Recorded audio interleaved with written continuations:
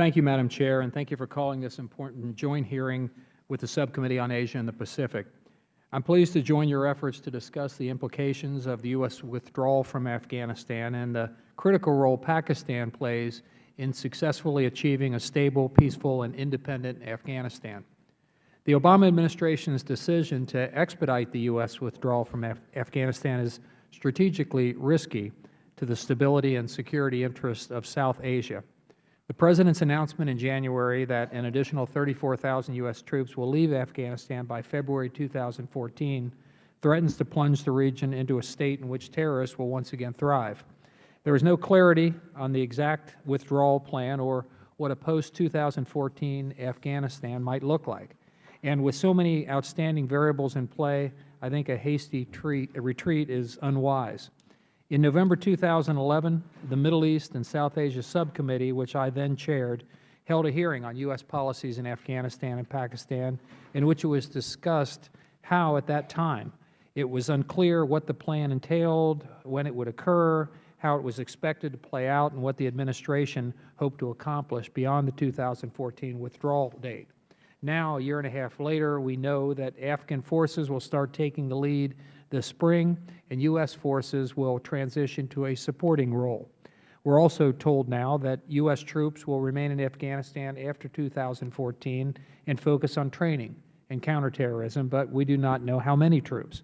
A continuing U.S. presence in Afghanistan, however, rests on the finalization of the Status of Forces Agreement, which President Obama says he hopes is completed by the end of the year. Following Defense Secretary Hagel's visit to Afghanistan earlier this month, that may or may not happen. Former Ambassador Ryan Crocker emphasized nearly 2 years ago that the U.S. needed to focus on, quote, strategic patience, unquote. President Obama has chosen to ignore that advice.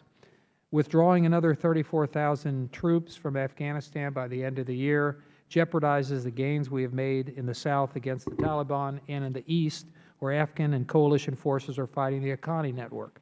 The odds that al-Qaeda will reestablish itself once the U.S. presence has significantly diminished is only increasing. This possibility becomes more likely once we take into account Afghanistan's corrupt and weak governance and the insurgent safe havens allowed to thrive in Pakistan. Time and again, the administration has insisted that Pakistan must cease its tolerance of insurgent safe havens, but Pakistan's leadership has ignored its requests. As a result, our relationship with Pakistan has dramatically deteriorated, and there are lingering doubts about whether its leadership is committed to pursuing peace and stability in Afghanistan or in the region for that matter. This lack of cooperation raises concerns about the administration's lack of a coherent assistance and development strategy with Pakistan. Pakistan has been one of the leading recipients of U.S. foreign aid in the post-2000 9/11 period, yet its clear lack of support for our regional security goals fails to reflect that investment by the American taxpayer. We know any successful withdrawal from Afghanistan, however, rests on the ability of the United States to foster relatively good relationships with Islamabad. We could even settle for lukewarm, but even that is easier said than done.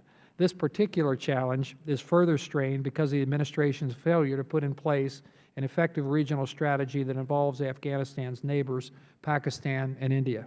2013 will be a critical year for Pakistan. It will hold parliamentary elections this spring, which could result in a new prime minister.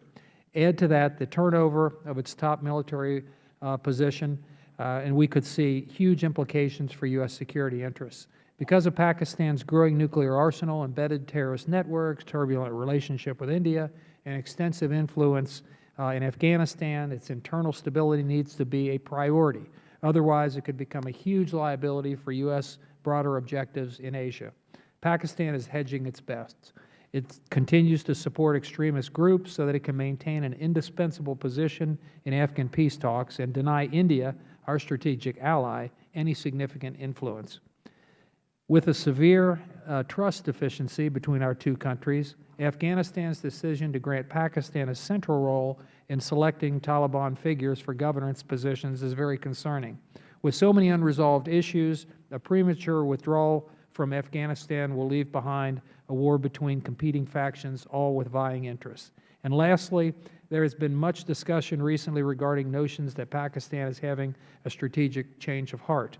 While Islamabad claims U.S. and Pakistani interests can be brought into alignment, I believe we must remain skeptical of the internal divergent interests that risk undermining U.S. objectives. I hope today's witness will touch on the likelihood that Islamabad's recent gestures are indeed a legitimate effort to cooperate with the U.S. and its neighbors. I want to again thank Chairwoman Ross-Lehtinen for calling this